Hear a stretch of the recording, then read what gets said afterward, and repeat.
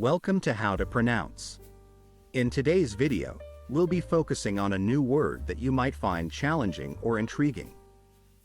So without further ado, let's dive into today's word, しゃぶしゃぶ which means a Japanese hot pot dish of thinly sliced meat and vegetables cooked in a pot of boiling water. Let's say it all together.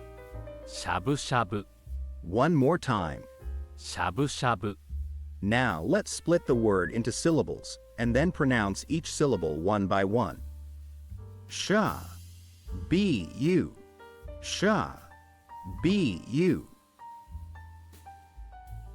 Thank you for joining us on this adventure in pronunciation. Remember, language is a journey, not a destination. Keep exploring, experimenting, and expanding your linguistic horizons. We'll see you next time.